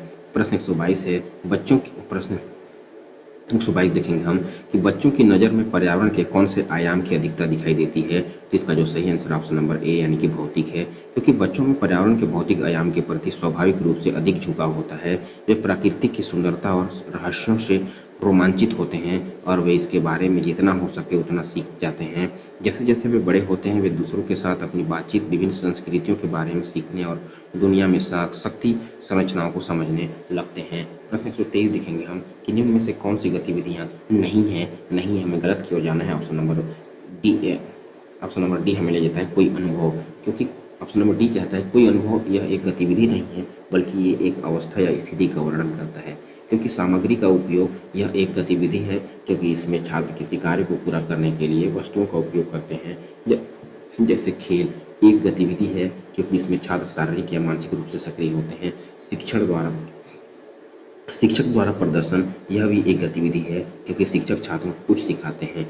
कोई अनुभव है गतिविधि नहीं है, कोई अनुभव गतिविधि नहीं है, क्योंकि यह केवल एक घटना या स्थिति है, इसे छात्र सक्रिय रूप से भाग नहीं ले सकते हैं, अतः विकल्प डी सही होगा।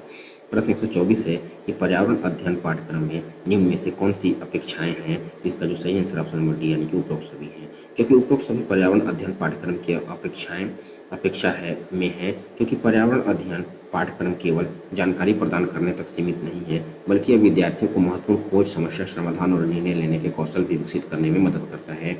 यह उन्हें पर्यावरणीय मुद्दों के बारे में सक्रिय नागरिक बनने और उनके समाधान में योगदान करने के लिए भी प्रेरित करता है। प्रश्न 125 देखेंगे हम कि रचनावाद का सिद्धांत निम्न में से किस पर आधारित है? इसका जो सही आंसर ऑप्शन नंबर डी की ओर ले चलते हैं और वो कहता है कि अनुभव पर, क्योंकि रचनावाद का सिद्धांत अनुभव पर आधारित है। यह सिद्धांत मानता है कि व्यक्ति नई जानकारी को पहले से प्राप्त ज्ञान और अनुभव से साथ जोड़कर नई समझ और ज्ञान का निर्माण करते हैं। यह एक सक्रिय प्रक्रिया है जिसमें व्यक्ति दुनिया के साथ बातचीत करते हैं, प्रयोग करते हैं, गलतियां करते हैं और उनसे सीखते हैं।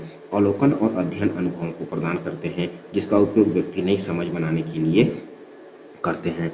भारत में प्रश्न 126 है, भारत में बाल विवाह निषेध अधिनियम किस वर्ष लागू किया गया? इसका जो सही आंसर ऑप्शन नंबर बी यानी कि 2007 में लागू किया गया, क्योंकि भारत में बाल विवाह निषेध अधिनियम वर्ष 2007 में लागू किया गया। वर्तमान में इसका विस्तार संपूर्ण भारत में है। इसके अनुसार विवाह के लिए लड़की की न्यूनतम आयु 18 वर्ष और लड़के की न्यूनतम आयु 21 वर्ष तक होनी चाहिए।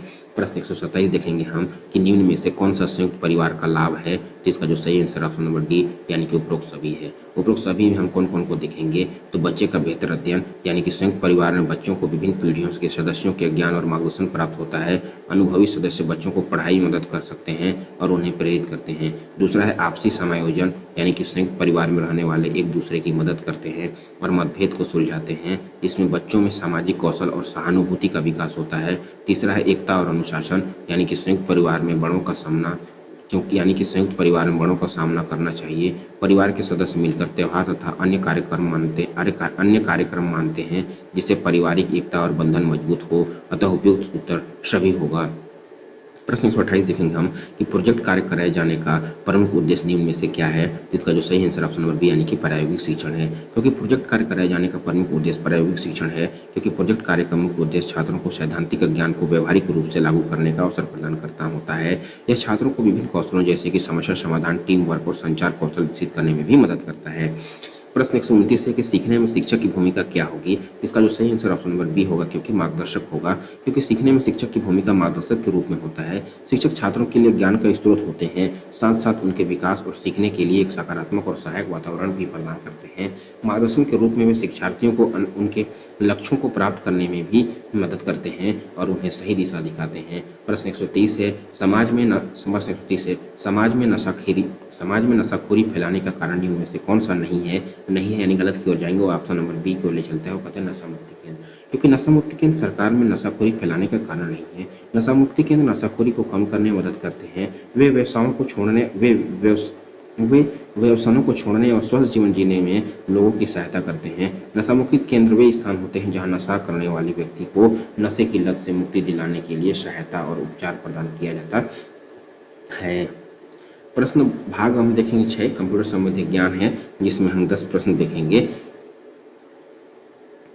प्रश्न 131 देखेंगे किस शॉर्टकट कुंजी का उपयोग MS वर्ड में डॉक्यूमेंट सर्च करने के लिए किया जा सकता है, तो इसका जो सही आंसर ऑप्शन नंबर डी यानी कि कंट्रोल W।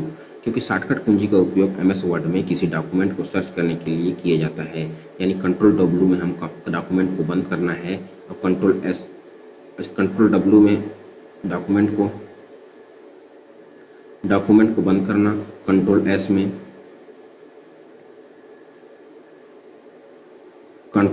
में डॉक्यूमेंट को सुरक्षित रखना, कंट्रोल N में नया डॉक्यूमेंट बनाना। तो कंट्रोल F होगा उसका शॉर्टकट की, गलत लिखा है इसमें।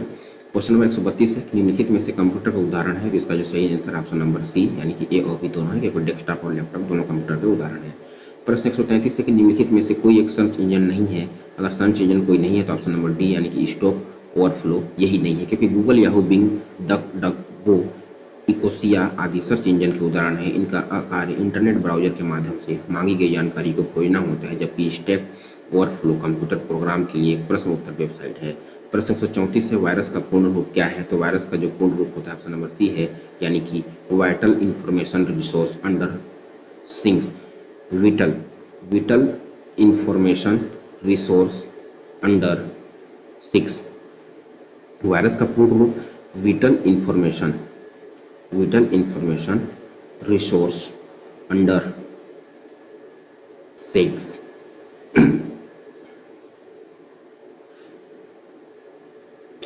है ना, रिसोर्सेस है ना, रिसोर्सेस।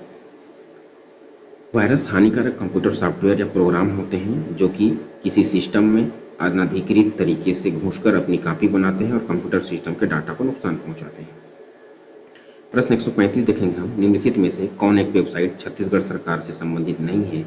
अगर वो नहीं है तो ऑप्शन नंबर ए होगा, यानी कि www.nitra.ac, क्योंकि www.nitra.ac in website national institute of technology Raipur संस्थान की वेबसाइट है, जबकि अन्य छत्तीसगढ़ राज्य सरकार से संबंधित वेबसाइट है। प्रश्न नंबर 136 है निम्नलिखित में से कौन एक नॉन इम्पैक्ट प्रिंटर नहीं है, तो इसका जो सही आंसर होगा ऑप्शन नंबर बी यानी कि डेजी व्हील प्रिंटर नहीं है, क्योंकि डेजी व्हील एक इम्पैक्ट प्रिंटर है जबकि अन्य नॉन इम्पैक्ट प्रिंटर है। इम्पैक्ट प्रिंटर कवर एक इम्पैक्ट प्रिंटर कवर पर एक स्याही वाले रिबन को दबाने के लिए उपकरण जैसे छोटे छोटे हथौड़े का प्रयोग करते हैं। ये प्रिंटर के दौरान बहुत शोर पैदा करते हैं, जबकि नॉन इम्पैक्ट प्रिंटर प्रिंटिंग उपकरण और कागज के बीच बिना संपर्क के चित्र व आंकड़े छापते हैं। प्रश्न 137 है, निम्नलिखित में से कौन एक कमर्शियल ऑपरेटिंग सिस्टम नहीं है, यानी कि गलत की ओर चलना है। और ऑप्शन नंबर ए कहता है कि फेडोरा, क्योंकि फेडोरा लिंक्स एक open source outsourcing link Fedora है ना, क्या बोलते हैं, फेडोरा लिनक्स एक ओपन सोर्स ऑपरेटिंग सिस्टम है। यह सभी यूजर के लिए मुफ्त है, जबकि Mac OS, Microsoft Windows, IBM का एआईएस कमर्शियल ऑपरेटिंग सिस्टम है। इन्हें कंपनी को इनका मूल्य देकर यूजर खरीद कर इस्तेमाल कर सकते हैं। एमएमएस का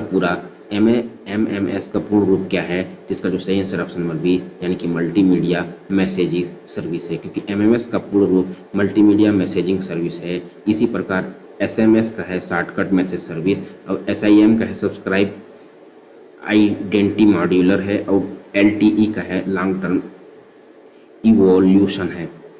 प्रश्न 139 से 1 गीगाबाइट में कितने बराबर 1 गीगाबाइट किसके बराबर होता है, तो इसका जो सही answer option number A 1024 megabyte बराबर 1 गीगाबाइट बराबर 1024 मेगाबाइट होता है। 1 गीगाबाइट बराबर 1024 मेगाबाइट, 1 एमबी बराबर 1024 केबी होता है। 1 केबी बराबर 1 केबी बराबर 1024 बाइट होता है। 1 बाइट बराबर 8 बीट होता है। 140 नंबर प्रश्न है, कंप्यूटर उपकरणों के संदर्भ में विषम को चुने, तो इसका जो सही आंसर ऑप्शन नंबर डी, यानी कि सीपीयू है, क्योंकि plotter monitor scanner output device है, जबकि central plotter monitor scanner output device हैं, जबकि सेंट्रल प्रोसेसिंग यूनिट सीपीयू को कंप्यूटर का मस्तिष्क कहते हैं। कुछ अन्य आउटपुट डिवाइस है जैसे speaker, headphone, projector, touch screen आदि हैं। प्रश्न हम देखेंगे अब भाग 6, ये कंप्यूटर संबंधी ज्ञान ही है, लेकिन इसमें गलत छाप दिया है, ये सामान्य ज्ञान होगा, क्योंकि बैलेडीला में लौह अयस्क के कितने निक्षेप हैं, तो इसका जो सही आंसर होगा ऑप्शन नंबर ए, यानी कि 14 है, क्योंकि राष्ट्रीय खनिज विकास निगम के अनुसार छत्तीसगढ़ स्थित बैलेडीला लौह अयस्क खदान में लौह अयस्क के 14 निक्षेपण हैं। प्रश्न 142 देखेंगे हम कि सबसे अधिक लवणता वाला सागर है, तो ऑप्शन नंबर डी में चलते हैं, और डी कहते हैं मृत सागर, क्योंकि दिए गए विकल्पों में मृत सागर की लवणता 238 पीपीटी है, जबकि पूरे विश्व के परिप्रेक्ष्य में सर्वाधिक लवणता तुर्की की वान झील यानी कि 330 पीपीटी है। प्रश्न 143 देखेंगे हम, भारत में कितनी पंचवर्षीय योजना पूर्ण हुई है, तो इसका जो सही आंसर ऑप्शन नंबर बी, यानी कि 12 पंचवर्षीय योजना पूर्ण हुई है, क्योंकि भारत में अब तक 12 पंचवर्षीय योजना पूर्ण हुई है। योजना आयोग जो भारत में पंचवर्षीय योजना का क्रियान्वयन करता है का गठन 15 मार्च 1950 को हुआ था, तथा प्रथम पंचवर्षीय योजना का कार्यकाल 1951 से 1956 है, इस ईस्वी तक रहा, जबकि अंतिम पंचवर्षीय योजना 12वीं का कार्यकाल 2012 से 17 तक रहा। इसके पश्चात योजना आयोग को समाप्त कर इसका स्थान नीति आयोग ने ले लिया, जिसका गठन 1 जनवरी 2015 को किया गया है ना, 12वीं पंचवर्षीय योजना है। ठीक है। प्रश्न 144 देखेंगे हम, निम्नलिखित में से किस अधिवेशन में कांग्रेस 2 समूहों नरम दल एवं गरम दल में विभाजित हुआ, इसका जो सही आंसर ऑप्शन नंबर ए, यानी कि सूरत है, क्योंकि वर्ष 1907 के कांग्रेस के सूरत अधिवेशन में कांग्रेस नरम दल एवं गरम दल में विभाजित हो गई। विभाजन का कारण स्वदेशी वस्तुओं का उत्पादन और उपयोग व विदेशी वस्तुओं का बहिष्कार एवं आंदोलन एवं राष्ट्रीय शिक्षा जैसे प्रस्तावों का गरम दल द्वारा पूर्ण समर्थन एवं नरम दल द्वारा प्रस्तावों का समर्थन न करना था। इसके अतिरिक्त गरम दल के समर्थक बाल गंगाधर तिलक या लाला लाजपत राय को अध्यक्ष बनाना चाहते थे। प्रश्न 145 है कि पिग्मी का निवासी स्थान कहाँ स्थित है, तो पिग्मी का जो निवासी स्थान स्थित है वह है कांगो बेसिन में है, क्योंकि पिग्मी जनजाति मध्य अफ्रीका के कांगो बेसिन में रहने वाली जनजाति है। यह मुख्यतः Zaire, Congo, Gabon, Cameroon, Uganda और बुरुंडी आदि देशों में निवास करती हैं। प्रश्न 146 है, प्रति व्यक्ति आय का कौन सा फार्मूला सही है, जिसका जो सही आंसर है ऑप्शन नंबर बी, यानी कि प्रति व्यक्ति आय बराबर विशुद्ध राष्ट्रीय आय बटे जनसंख्या होता है, क्योंकि विशुद्ध राष्ट्रीय आय बटे जनसंख्या होता है। ध्यान में रख लीजिए, क्वेश्चन पूछता है प्रति व्यक्ति आय, जो पूछता है विशुद्ध राष्ट्रीय आय बटे जनसंख्या, क्योंकि प्रति व्यक्ति आय प्रत्येक देश की औसत आय सीमा, प्रति व्यक्ति जो आय होता है प्रत्येक देश की आय औसत है ना, प्रति व्यक्ति आय प्रत्येक देश की औसत आय सीमा को मापने में मदद करती है। इस गणना का मुख्य उद्देश्य आर्थिक संकेतक विकसित करना है, जो किसी क्षेत्र या देश की आर्थिक स्वास्थ्य और जीवन स्तर को दर्शाता है, यानी कि प्रति व्यक्ति आय बराबर हम विशुद्ध राष्ट्र प्रति व्यक्ति आय बराबर हम कह सकते हैं विशुद्ध राष्ट्रीय आय बटे जनसंख्या होता है। प्रश्न 147 देखेंगे हम कि छत्तीसगढ़ राज्य के कुल राजस्व में से खनिज से लगभग कितने प्रतिशत राजस्व प्राप्त होता है। तो इसका जो सही आंसर होगा ऑप्शन नंबर बी यानी 27% होता है, क्योंकि छत्तीसगढ़ राज्य का लगभग 27% राजस्व खनिज के दोहन के खनिज राजस्व के रूप में प्राप्त होता है।